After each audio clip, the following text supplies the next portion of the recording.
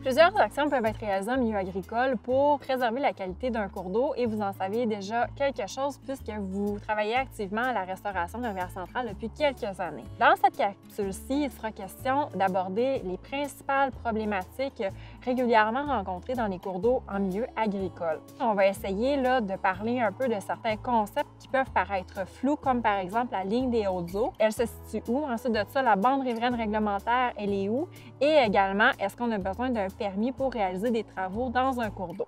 Écoutons maintenant Charles Tremblay, professionnel en environnement à la MRC des Basques, nous en parler davantage. Nous nous retrouvons présentement aux berges de la rivière centrale qui est située au cœur de la municipalité de Saint-Simon de Rimouski. C'est une rivière qui a beaucoup d'activités agricoles de part et d'autre de ses berges. Elle représente aussi quelques petites problématiques, certaines qui sont naturelles, dont une érosion régressive, c'est-à-dire qu'elle a tendance à se creuser. Puis, par sa topographie également, on remarque que c'est une rivière qui est encaissée et qui est propice à de l'érosion qui peut être sévère par endroits. Ça fait plus de 200 ans qu'il existe des activités agricoles près de cette rivière. Il y a eu des aménagements avec le temps également qui sont tout à fait justifiés pour rendre les terres plus performantes.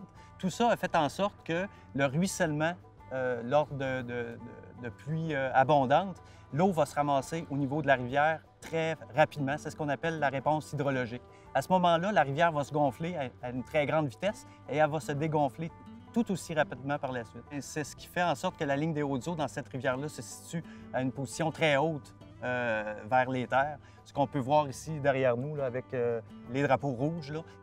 La chance que l'eau se rende à cette limite-là est de 50 chaque année. Les bandes riveraines ne sont pas situées au bon endroit. Ils vont être très, très près de la rivière à sa position d'étiage.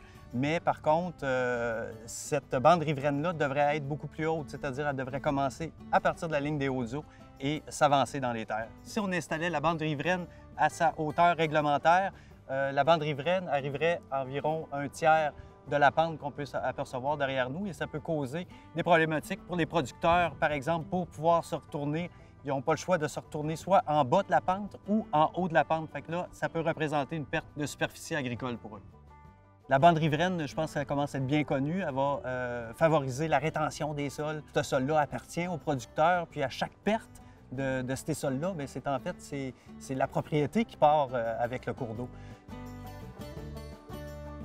Donc, un autre avantage pour le producteur de conserver une bande riveraine, c'est que la bande riveraine va diminuer les apports sédimentaires dans le cours d'eau. Les cours d'eau ont tendance à se sédimenter et devenir de plus en plus larges. À ce moment-là, il y a la végétation qui va pousser énormément dans le cours d'eau. À ce moment-là, on doit faire un entretien de ces cours d'eau-là, c'est-à-dire avec une pelle mécanique, venir retirer ces sédiments-là. Ce sont des travaux qui sont coûteux, qui laissent quand même des traces sur l'environnement. Donc, en d'autres termes, la présence d'une bande riveraine va diminuer la fréquence des interventions. La réglementation va s'appliquer sur les cours d'eau. Il y a souvent des cas où on a de la difficulté à discriminer qu'est-ce qu'est un cours d'eau et qu'est-ce qu'est un fossé. En fait, le cours d'eau, ça doit être un lit d'écoulement naturel qui soit aménagé ou pas. Donc, si le lit du cours d'eau a été linéarisé dans le temps ou a été détourné, celle-ci reste un cours d'eau. Et un cours d'eau n'est pas selon le taux d'humidité qu'on va retrouver, ce ne sera pas la quantité d'eau qu'on va y retrouver, ça n'a aucun rapport. En fait, on peut retrouver un fossé qui va être en eau à longueur d'année et juste à côté, un cours d'eau qui va être intermittent, qui va couler peut-être 3-4 jours par année. La réglementation va s'appliquer sur le cours d'eau, mais ne s'appliquera pas sur ce qui est un fossé. En principe, toutes les activités en littoral ou en rive sont interdites. Par contre, il y a certaines activités qui peuvent être permises par les municipalités, c'est-à-dire l'installation de ponceaux, l'entretien d'infrastructures déjà existantes, retirer des obstructions. Sans les permis, en principe, tout est interdit. La réglementation existe, en fait, pour protéger les milieux naturels et aussi protéger les sols agricoles, en fait. Donc, on doit aller chercher un permis qui soit municipal ou provincial à l'environnement, tout dépendant du type de travaux. Et à cet effet, la MRC et les municipalités peuvent facilement vous aider au travers des dédales administratifs.